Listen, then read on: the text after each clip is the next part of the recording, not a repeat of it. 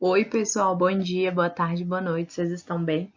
É, Estamos aqui novamente, né? E aí a gente vai dar início a essa unidade 3.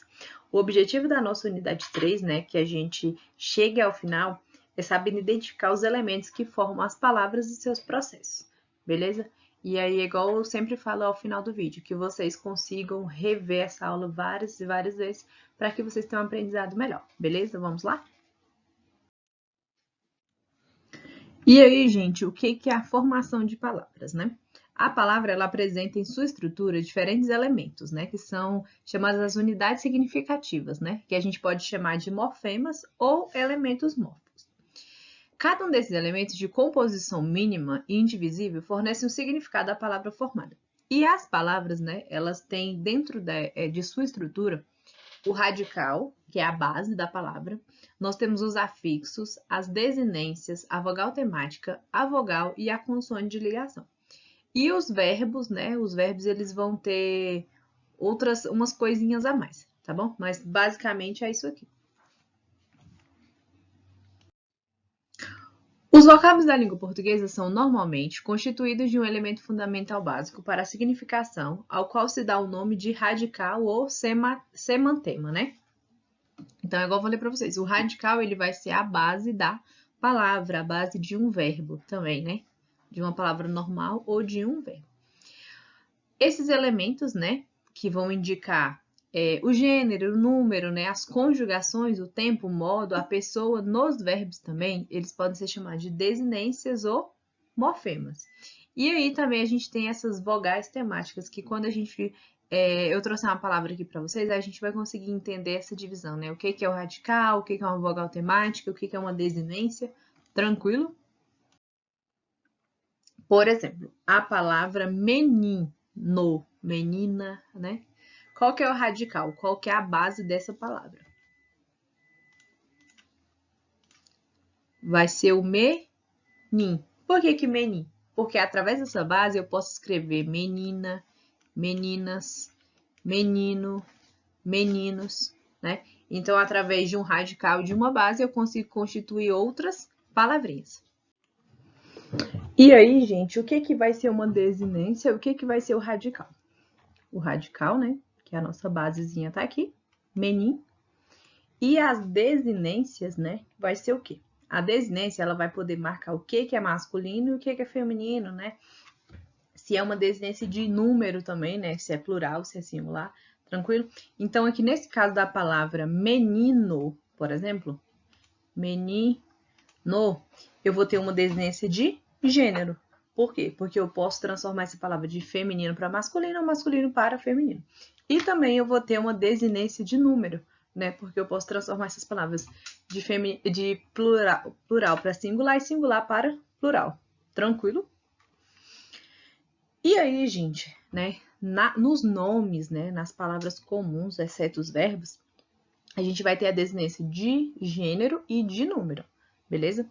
Já um verbo, né, que é aquela palavra que indica ação, estado ou fenômeno da natureza, eu vou ter as desinências de tempo, uma desinência de modo, beleza? Então, como assim, professora? Vamos lá. O verbo conjugado aqui que a gente tem é amássemos, né? O radical vai ser ama, né? A base da palavra. Por que o A é uma vogal temática? Lembra lá, gente, que os verbos eles têm primeira, segunda e terceira conjugação. Se os verbos são da primeira conjugação, ou seja, terminam em AR, sempre a vogal temática vai ser o A. Se os verbos terminam em ER, né, escrever, beber, comer, vai ser o Ezinho, é a vogal temática. Se os verbos terminarem em IR, né, partir, pode ser? Termina em IR, a vogal temática vai ser o Izinho. Beleza? É um I bonitinho, tá, gente? Não é igual o meu, não. E a desinência, esse C, né? Nesse caso, vai ser uma desinência de modo, né? Se ele amasse, né? Tá, desinência de modo. E aqui o mos vai ser uma desinência de número. número pessoa, né, que a gente fala, não é só número de número pessoa. O que é a desinência de número pessoa? Vocês lembram que quando a gente conjuga o verbo, a gente conjuga primeira pessoa do singular, primeira pessoa do plural. Então, vai ser nesse sentido, tá bom? Amássemos, né? Vai estar na primeira pessoa do plural, nós, né? Se nós amássemos. Então, aqui vai ser a desinência número,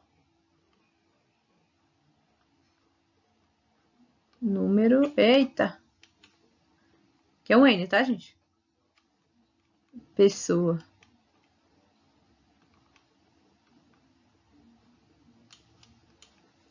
Ótimo. Beleza? Então, vamos lá. Examinemos essas duas séries de palavras. Ó. Terra, terras, terroso, terreiro, desterrar. Novo, nova, novinho, novamente, renovamos. A gente vai ter que identificar nesse caso aí, gente, qual que é a base da palavra, qual que é o radical dessa palavra. Vamos lá. Cadê meu marca-texto? Terra é o ter, né? Terras, o ter também, né? Que é a base. Terroso, ter, né? Por que a gente chama a base da palavra vai ser só ter? Porque o TERR está sendo base, né? Ele está presente em todos esse grupo de palavras, beleza? Terreiro, né? TERR. Desterrar também o TERR, beleza? Então, gente, tudo aquilo que é a base da palavra, né? Todo aquele radical que eu pego, eu consigo construir outras palavras, né? Juntando os morfemas, né? Que a gente fala, que são aquelas pequenas letrinhas ou pequenas outras palavras que a gente junta com esse radical, a gente transforma em outras palavras, vai ser o radical da palavra, beleza? Novo. 9. O que vai ser 9? Vocês percebem que aqui, até 9, né, NOV, eu consigo juntar com outra letrinha e pode ser novo ou nova, beleza? Então, quando tiver a possibilidade de trocar, né, de até aquela partezinha, né, juntando com outra coisa, eu consigo formar outra palavra, então a gente chega naquele limite, né, do radical. Novinho, 9 também. Novamente, 9 também. Renovamos, 9 também, beleza? O radical, como eu falei para vocês, é sempre a base da palavra, né? É o radical que irmana as palavras da mesma família e lhes dá uma base comum de significação, né? As outras formas resultam da ligação ao radical de certos elementos que, como veremos, podem ser uma desinência de gênero e número, né? O número pessoa, de tempo, de modo, um afixo ou uma vogal temática. As desinências, elas vão ter um valor gramatical. Como assim? Quando eu vou falar sobre nomes, né, que são aquelas palavrinhas normais, né, que não vão indicar nem ação, estado ou fenômeno da natureza, eu vou ter essa desinência de gênero e número, ou seja, gênero feminino e masculino, e número singular e plural. Já nas desinências dos verbos, né, quando eu falo do número, da desinência de número e pessoa dentro dos verbos, essa questão de primeira pessoa do plural, né, segunda pessoa do singular, terceira pessoa do singular, beleza? O que são os afixos? Os afixos são elementos que se agregam ao radical para modificar-lhe o significado. Os afixos que se antepõem ao radical chamam-se prefixos, ou seja, tudo aquilo, né? Eu tô com a base da palavra e tudo que vem antes dessa base são chamados de prefixos. Tudo que vem após essa base são os sufixos, beleza? Gente, vamos tentar entender o que é vogal temático. Olha só, nós temos aí a palavra, o radical, né? 9. A desinência número pessoa, o mos, e o prefixo re. Então, renovamos, né? Pode ser assim. Falta identificarmos apenas a vogal temática. Como assim, professora? Se o radical é 9. Aqui. A desinência, né? Número pessoa, né? Se é primeira pessoa do singular, primeira pessoa do plural. O re é o prefixo. Então, renovamos. Tá faltando o a. Então, gente, se fosse assim, professora, como é que eu vou saber identificar o que é vogal temática e o que não é? Eu vou sempre tirar o radical, os afixos, né, que sejam um sufixo ou um prefixo, e as outras desinências, né, que pode ser a desinência de número, pessoa, ou a desinência só de número, né, que pode ser o singular e plural. Aquela letrinha, né, que ficar entre o radical e a desinência, ou entre o radical e o sufixo, ela vai ser a vogal temática, beleza? E o radical, quando ele é acrescido de uma vogal temática, isto é, pronto para receber uma desinência ou um sufixo, a gente chama de tema. Então, qual que é o nome dessa junção de radical mais vogal temática? A gente chama de tema. Vogal e consoante de ligação. Para que elas vão servir? A gente tem um prefixo radical, a gente tem um radical e um sufixo. E aí, se a gente juntar, por exemplo, a palavra gás e a palavra metro, vai ficar gás metro? Não, eu vou precisar de uma vogal de ligação para ficar no meio dessa palavra aqui, ó. Gás mais metro. Eu vou precisar de alguma coisa aqui no meio para dar sentido, porque a palavra, por exemplo, gás metro não existe. Então, gasômetro, né? Que a gente juntando gás e metro vai virar gasômetro. E qual vai ser o nome desse Ozinho? Vogal de ligação. Por quê? Porque ele está ligando uma palavra a outra, né? Ou um radical a um prefixo para juntar uma palavra só, beleza? Vamos lá. Esses sons empregados para tornar a pronúncia da palavra mais fácil ou eufônica denomina-se vogais ou consoantes de ligação. E aí também existem, né, elementos que servem para formar novas palavras. Se eu tenho uma vogal ou uma consoante de ligação para ligar palavrinhas, né, para dar um som melhor a essas palavras, eu vou ter alguns elementos que eu vou juntar com o radical e eu vou formar outras palavras, sendo eles os prefixos ou os sufixos. Isso aqui é bem tranquilo. E aí, existe uma coisa chamada processo de formação de palavras, né? Eu vou formar novas palavras e eu também tenho um processo de derivação, ou seja, como assim derivação? Derivação é uma coisa que se originou de algo primitivo, beleza? Então, quando a gente usa o radical com um prefixo para formar uma palavra, a gente vai chamar de prefixal. Beleza? Prefixal ou prefixação. Por exemplo, a palavra desleal. Leal vai ser o meu radical. E o des é uma morfemia, né? Uma unidade de elementos, né? De letras, que vai ficar antes do radical. Então, se eu adicionei, né, um prefixo antes do meu radical, o nome desse processo de derivação vai ser prefixal ou prefixação. E o que é o sufixal? É o contrário. Eu tenho a base aqui, né, o radical, leal, desculpa. E aí eu adicionei um sufixo, o sufixo dade, né?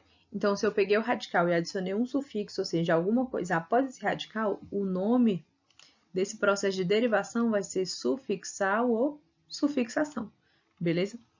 E aí, gente, também existe outro processo que eu vou ter um prefixo e um sufixo ao mesmo tempo na palavra. E qual vai ser o nome desse processo de derivação? Vai ser um processo de derivação prefixal e sufixal. Ó, eu tenho aqui a base leal.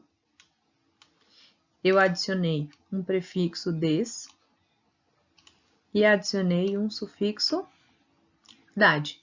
Então, eu tenho um prefixo e um sufixo juntamente com o meu radical. Se uma palavra é formada por um prefixo e um sufixo, o nome vai ser prefixal e sufixal. O que é a derivação parasintética? A derivação parasintética, eu vou ter um prefixo e um sufixo, mas como que eu vou saber diferenciar a prefixal e sufixal ao mesmo tempo, né, da derivação parasintética? As duas têm sufixo, né, tem um sufixo e um prefixo. Mas quando eu tiro, gente, o prefixo e fica sem sentido, ou eu tiro o sufixo e vai ficar sem sentido a palavra, ela vai ser derivação parasintética. Lembra lá da palavra deslealdade. Se eu tirar o prefixo des, vai ficar lealdade. Então, é uma palavra que existe, né? Fica com sentido. E vamos pegar de novo a palavra deslealdade, eu tiro o dade, vai ficar desleal. Então, tem sentido, beleza? Mas, por exemplo, Lá na derivação parassintética, eu tenho um prefixo e um sufixo. Por exemplo, a palavra envelhecer. O radical é velho, né? Aí eu vou ter aqui um prefixo e eu vou ter também um sufixo.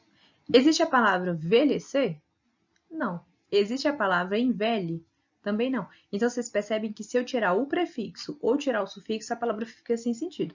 Já na prefixal e sufixal, que ocorre ao mesmo tempo, se eu tirar o prefixo, fica com sentido, e se eu tirar o sufixo, fica com sentido. Beleza? Então, essa é a diferença, né? Prefixal e sufixal, eu tiro o prefixo ou sufixo, tem sentido. Na parassintética, se eu tirar o prefixo ou o sufixo, a palavra não existe. O que é a derivação regressiva? Ou deverbal, né? Que normalmente a gente usa para lembrar porque ela é regressiva. Quando existe um verbo e através desse verbo eu formei um substantivo. Por exemplo, lutar. Lutar é o verbo, mas eu posso transformar por a luta. O verbo combater, né? Eu transformei para o combate. Chorar, né? Eu transformei para o substantivo choro. Também tem comprar, eu transformei para o substantivo a compra, né? Então, sempre quando eu pego, né? É como se eu tivesse o verbo principal ali, né? Uma palavra primitiva, o verbo fosse primitivo, e através dele eu consigo formar um substantivo. Então, essa derivação, né? Essa troca, essa mudança, essa variação virou um substantivo, vai ser uma derivação regressiva ou deverbal. E o que é uma derivação imprópria? É quando uma palavra ela vai mudar de classe gramatical. Como assim, professora? Os verbos passam a ser substantivos, os adjetivos passam a ser substantivos, nomes comuns passam a ser próprios e assim por diante. Por exemplo, o fumar prejudica a saúde. Se eu falasse assim, fumar prejudica a saúde, né, eu estaria dizendo que fumar seria um verbo, ou seja, praticar a ação de fumar prejudica a saúde. Mas quando eu acrescento o ozinho, né, que a gente fala que é o determinante, o artigo, quando eu acrescento esse ozinho, né, esse determinante a um verbo, esse verbo vai se tornar um substantivo, beleza? É como se virasse um nome. Por exemplo, não conhecíamos o falecido. Falecido, né, se a gente for ver como é que ele é primeiramente, né, primitivamente, ele é o particípio do verbo falecer. Nesse caso, ele virou um substantivo por quê? Não conhecemos o falecido, né? Eu dei um nome a alguém que morreu, beleza?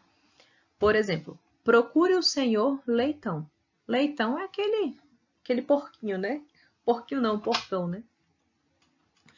E aí, gente, a palavra comum, né? O substantivo comum, eu vou comprar um leitão ali no mercado, na feira, né? Vou comprar um leitão. E era um substantivo comum. Só que por que ele virou próprio? Porque é o nome de algum senhor. Vou procurar o advogado do senhor Leitão. Então, transformei, né? De um substantivo comum, que era o nome de um porco, né? Qualquer, de um leitão, né? E aí eu transformei para o nome de alguém. Então, saiu de substantivo comum para próprio. Então, por isso que existe essa questão da derivação imprópria, né? São as palavras que elas mudam de classes gramaticais. E aí, se existem os processos de derivação, né? Ou seja, de um radical eu consigo ter os afixos, os prefixos, os sufixos, né? Para formar essas palavras, eu também vou ter o processo de composição. O que é composição? É quando eu tenho duas palavras já que estão formadas e vai virar uma apenas. E aí a gente vai ter dois tipos de processo de composição. Eu vou ter o processo de justaposição e de aglutinação. O que é justaposição? Eu vou juntar duas palavrinhas sem que elas percam letras ou sem que elas percam som. Normalmente a gente vai identificar pelo som. Por exemplo, quando eu pego a palavra couve-flor, eu tenho duas palavras, não tenho? A palavra couve e a palavra flor. Juntei as duas, perdeu o som, gente? De jeito nenhum. Couve mais flor virou couve-flor. Não perdeu nenhum som. Por exemplo, a palavra passatempo, né? Eu peguei o verbo passa e o substantivo tempo, passa, mais tempo, passa tempo. Não perdi nenhum som, né? Das letras. Por exemplo, a palavra girassol. Peguei o verbo girar, né? Gira, mais sol, girassol. Ah, professora, a senhora acrescentou um Szinho. A gente acrescenta o S para que não mude o som, né? Porque o S, por exemplo, em sol, né? O S, quando ele inicia palavras, ele vai ter o som do S, né? E aí o SS também vai ter o som do S, o sol, né? Girar, sol. Então eu não perdi som. E o que é aglutinação? Aglutinação é o contrário. É quando eu pego duas palavrinhas e eles vão perder fonemas, né? Vão perder sons. E podem também perder palavrinhas para que o som seja modificado. Por exemplo, quando eu pego a palavra fidalgo, eu junto a palavra filho, mais a preposição de, mais o pronomezinho algo, né? Ou seja, filho de algo, fidalgo, né? Eu não vou dizer assim, nossa, aquele filho de algo. Não, eu digo fidalgo, né? Então, vocês percebem que eu perdi o som, né? E perdi algumas letrinhas. Por exemplo, a palavra petróleo. Eu juntei a palavra pedra mais óleo. Existe, vou comprar um barril de pedra-óleo? Não, eu vou comprar um barril de petróleo. Então, vocês percebem que eu perdi o som, né? Eu modifiquei o som. Ou seja, justa posição, eu junto duas palavras e não modifico o som. Aglutinação, eu junto duas ou três palavras, né? Quantas vocês acharem que pode juntar. E vai perder o som, ou seja, o fonema. Tem uma observação aqui, gente. Hibridismo, o que é o hibridismo? É quando eu junto elementos mórficos de origens diferentes. Como assim? Eu pego elementos de outras línguas, pode ser a língua grega, a língua francesa, a língua inglesa, e vou juntar esses elementos diferentes, vai formar uma palavra só. Por exemplo, a palavra televisão. Tele vem do grego, né? Ou seja, eu peguei um elemento lá da língua grega, né?